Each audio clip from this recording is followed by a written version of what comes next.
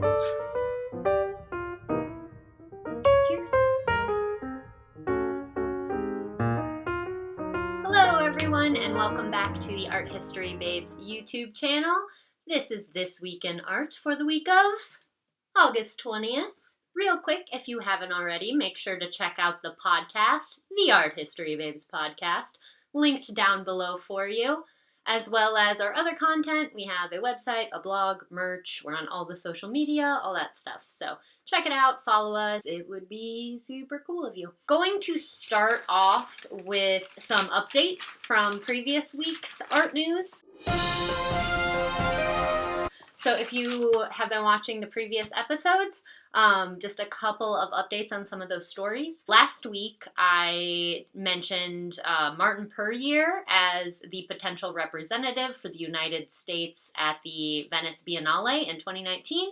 That has been confirmed. That is officially a go, so it will be Martin Puryear for the Venice Biennale. Definitely be watching out for probably an episode or a blog post or something kind of going a little bit deeper into him and his work to get you prepped for Biennale season? Let's make that a thing. Biennale season. Another update. The MoMA union has reached a contract agreement. So about 2 weeks ago, workers for the Museum of Modern Art were on strike, demanding basically a fairer contract, better wages, better health insurance, and an agreement has come to be, and it is a 5-year contract that includes just higher pay scales, opportunities for raises, and amendments to the healthcare plan. So way to go, MoMA Union. You did it. On to this week's stories. Story number 1. A new chunk of the Berlin Wall was found. A 66-foot piece of the Berlin Wall was stumbled upon during a walking tour by Ephraim Ghost, a city councilor for urban development, and it was entirely unknown. Like, people didn't realize it was part of the Berlin Wall. It's a 66-foot piece of wall, and it, like a lot of the Berlin Wall, is covered in street art, and then there was a bunch of overgrowth, a lot of vines and ivy hanging off of it. So this group of locals, including this city councilor, stumbled upon it, looked into it, and turns out it is part of the Berlin Wall. It was actually part of the outer perimeter, I guess. And it is located in the neighborhood of Mitte, which is apparently supposed to be a trendy area of Berlin.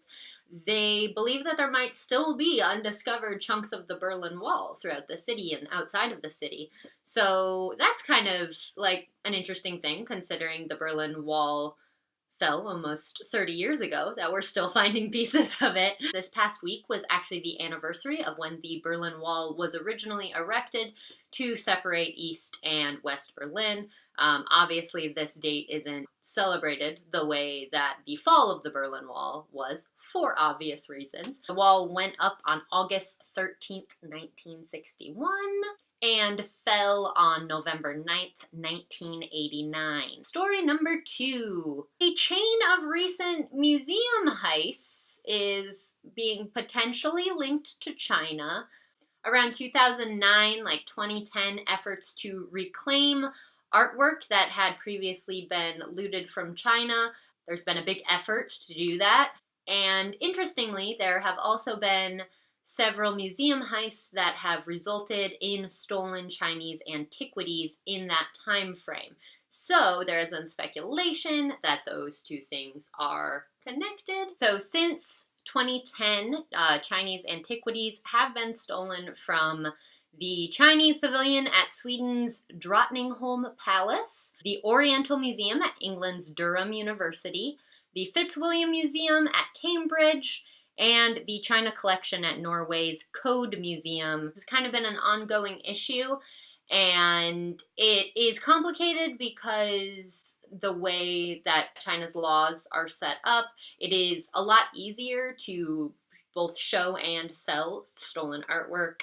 Now, I think the important thing to really think about here is it is way more complicated than just items being stolen, because these items were originally taken from China due to Western imperialism in the 1800s and early 1900s. So they are Chinese artifacts that, in all fairness, do kind of belong to China. However, now they belong to these museums in Europe. And this is also a problem that all of the art world and art institutions is rife with. So we have art objects all over the place that really we acquired through colonialism and imperialism, or not great ways. And a lot of academics are, hashing through what do we do about this. But like the article that I read about the story, which is linked down below for you, had a quote from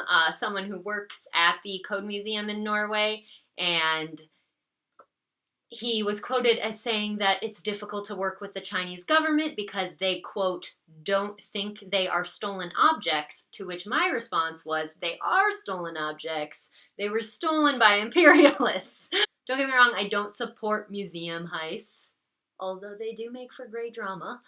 However, when you have objects that were originally stolen, it is just a very murky situation. I personally am a little more on the side that we should be working to get as many objects as possible back to the places they came from, if at all possible. If they have institutions that can take them and take care of them, and like they want them back to be able to express their heritage, I think that's something that we should be working to figure out.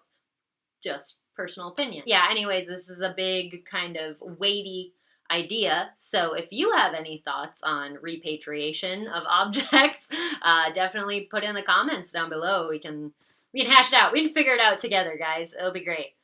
Story 3. Oh, this one involves the Kardashians and Jeff Koons, neither of which are my favorite people in the world. Recently, on an episode of Keeping Up with the Kardashians, there was an art-shaming incident. #ArtShamed. I don't keep up with the Kardashians. I'm not someone who follows that whole thing, but also, like, no judgment, because I watch my fair share of reality TV too, so if you are, that's fine. But this is not coming from a place of, like, a Kardashian fan. Basically what happened is, in a conversation between Kris Jenner and Khloe Kardashian, Khloe didn't know the artist of this object, this bookend that Kris Jenner had, and Kris Jenner kind of art-shamed Khloe and was like, it's Jeff Koons, in kind of a snotty way. And like told her she needs to take an art class. And then, in typical reality TV fashion, it turned into like more of a drama. Khloe said that she was being art shamed and she didn't appreciate it. Khloe actually stated that, Kris Jenner has just recently gotten into art and, quote, you can't art shame people just because they know less than you, which I am behind Khloe 100% with that statement. And this has sparked some fun debate that I actually have some thoughts on. So I guess this episode of Art News is kind of flowing into a bit of an art chat because I'm just sharing my thoughts at this point. There was an article on observer.com, linked down below, and it talked about this instance, and it cited the opinions of 2 different art critics. I can't read my own handwriting. Martha Schwendener and Ben Davis. And they actually, in this article, seem to have pretty similar opinions, which they rubbed me the wrong way a little bit, which is probably not super surprising. Both kind of argue that the art world shouldn't be less elitist. That's not their exact words, but that's kind of the idea of the argument, and kind of just, blaming American culture for not being more interested in art. And I get it. I get the frustration. Like, it is frustrating. I don't think art shaming is like a particularly good thing, because you're pushing away people that just haven't had a point of entry yet. So basically, I just really dislike this either or approach. Like the idea that you can't have meaningful discourse about art without being elitist or without being rude or without shaming people. Like, no, like you can give people a point of entry. You can make them feel welcome in a conversation. I also think that making things accessible doesn't mean you're sanitizing the information. It doesn't mean you're dumbing it down, because I think like our podcast is a fine example of that. If you listen to our episodes, like we try to make it fun and we try to make it accessible, but it's not like just spoon feeding you stuff. We still talk about heavy concepts. We talk about political implications, and we talk about psychology and philosophy and the heavier stuff that comes with this kind of intellectual discourse, but it's fun and enjoyable. You have to give people the space to want to be a part of the conversation. That's basically my main point. So yeah, end of rant, but not the end of the story. The next day after this Observer.com article was released, an article came out by Ben Davis, who was cited in the Observer.com article. He drops an article on Art News. This article brings attention to the fact that the bookend in question wasn't even actually a Koons. It was a ripoff of a Koons that was purchased from Im Living. And that, I think, is like just a great dose of irony, because like you're gonna art shame someone for not knowing it's a Koons, and it wasn't even a Koons. Like, you were wrong. Also, not knowing who Jeff Koons is really isn't that big of a deal.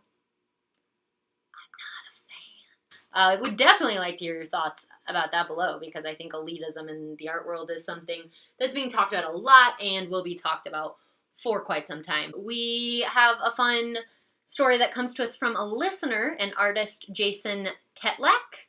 This actually happened back in March, but it just kind of got finalized, and he sent us this information. But he made the Guinness Book of World Records for the largest anaglyph 3D mural.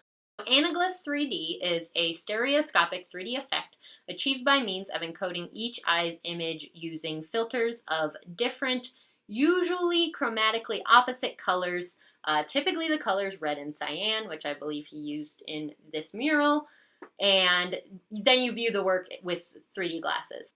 I really love like 3D artwork like this. I think it's really fun and creates a very interesting immersive experience. So very cool. The mural is 1,930 feet by 90.72 inches and is in Jacksonville, Florida. So yeah, look into that. Congratulations, Jason. Very cool. And then this week in art history. Whoa! August 21st, 1911, the Mona Lisa is stolen from the Louvre. So this is a really good like art heist drama story that there's been podcasts and documentaries and lots of things on it. And it's also interesting because the Mona Lisa wasn't that big of a deal until it was stolen. It was stolen in 1911, and at this time, it was an important piece of artwork. It was in the Louvre, but it was not what it is today. And so that kind of like begs the question, like, is the Mona Lisa because it was part of this dramatic heist? It was stolen by handyman Vincenzo Peragua. He was hired to construct protective glass covers for many paintings at the Louvre, including the Mona Lisa. And basically, it was after hours in the museum, and he was working, and he took the Mona Lisa, and he stuck it under his clothes, and he just skedaddled on out of there. And then the painting was recovered in December 1913, and this was a highly publicized event. It was a big deal. Everyone was like, Mona Lisa, where is it? And this week's art meme. This week's art meme comes to us from Art Critique Memes on Instagram, which is a fun account, and I think they're very niche memes, but I really enjoy them a lot. I think this one speaks for itself. I don't know that I really need to explain it, but if I do, let me know in the comments, and I will. Good memes that engage your critical thinking skills. I think that's pretty much all I have. Oh, also want to say congratulations to our summer giveaway winner, Emily Sweet. You did it. You won. So we'll send your stuff out to you soon. Thank you to everyone who participated in the summer giveaway. We really appreciate it. We'll have more giveaway stuff coming out soon for sure. Thank you so much for watching. If you enjoyed this, make sure to give it a like, subscribe, comment. Check out our other videos. We have a whole slew of interesting stuff. We have art chats, we have book reviews, we have vlogs, and a lot more things coming. Have a whole list of videos planned. Make sure you check out the podcast. If you like what we're doing, if you like the podcast, if you like the YouTube content, consider donating to our Patreon. It will help keep us going and make it possible for us to keep hammering out quality content, put more time into it, make it bigger, better than ever, and just do it more often, which is really what we want to do. So please take that into consideration. Becoming a patron at any level, you get access to monthly bonus episodes as low as $1 a month. Oh, watch out for our memes episode coming out this week too. That one's gonna be fun. Probably a week and a half from now. Full-length episode all about memes and art, and yeah, very excited about it. Thanks, you guys. I'll see you next time. Oh, bun. You probably want to see the bun. I'm gonna get the bun. He's a hot boy. He's a very hot bun. I don't have very good air conditioning. It's very hot in California. Let it go, boy. All right. Catch you guys next time.